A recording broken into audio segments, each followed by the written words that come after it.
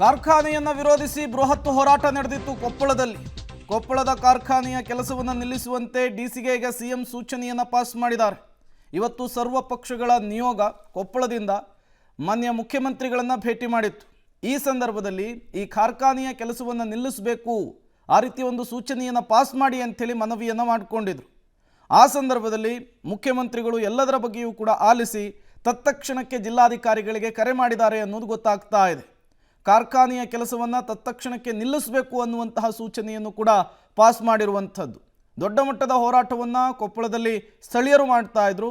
ಯಾವುದೇ ಕಾರಣಕ್ಕೂ ಕಾರ್ಖಾನೆ ಸ್ಥಾಪನೆ ಆಗೋದು ಬೇಡ, ಇದರಿಂದ ಸ್ಥಳೀಯವಾಗಿ ಸಾಕಷ್ಟು ಸಮಸ್ಯೆಗಳು ಸೃಷ್ಟಿಯಾಗುತ್ತೆ ಅನ್ನುವಂತಹ ಮನವಿಯನ್ನು ಮಾಡ್ಕೊಳ್ತಾ ಇದ್ರು.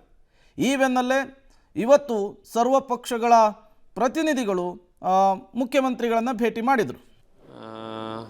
ಭೂಮಿಯನ್ನು ಖರೀದಿ ಮಾಡುವಂಥ ಕೆಲಸ ಆಗಿದೆ. ಅದಕ್ಕೆ ನಾನು ಸಂಬಂಧಪಟ್ಟಂಥ ಚೀಫ್ ಸೆಕ್ರೆಟರಿವರೆಗೂ ಅಲ್ಲೇ ಇದ್ದರು. ಚೀಫ್ ಸೆಕ್ರೆಟರಿ ಮತ್ತು ಇಲಾಖೆ ಮಂತ್ರಿಗಳಂತ MB ಪಾಟೀಲ್ರಿಗೆ ನಾನು ಮಾತಾಡ್ತೀನಿ, ಅದನ್ನ ಪುನಃ ಅದನ್ನು ಸಭೆ ಮಾಡಿ ಒಂದು ನಿರ್ಧಾರ ತೊಗೊಳ್ಳೋಣ ಅಂತ ಹೇಳಿದ್ದಾರೆ. ಕೊಪ್ಪಳ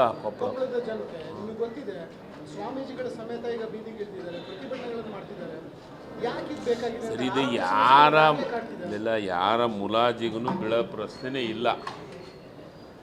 ಇದು 2006ರಿಂದ ಪ್ರಾರಂಭ ಆಗಿದೆ. ರೈತರೇ ಅದನ್ನು ಭೂಮಿ ಕೊಡೋಂಥ ಕೆಲಸವನ್ನು ಮಾಡಿದ್ದಾರೆ. ಅವತ್ತು ಇದ್ರ ಬಗ್ಗೆ ಚರ್ಚೆಗಳಾಗಲಿಲ್ಲ. ಅದನ್ನೆಲ್ಲ ನಾನು ಮಾತಾಡೋಕ್ಕೆ ಹೋದರೆ ರಾಜಕೀಯವಾಗಿ ಮಾತಾಡ್ದಂಗೆ ಆಗುತ್ತೆ. ನಾನು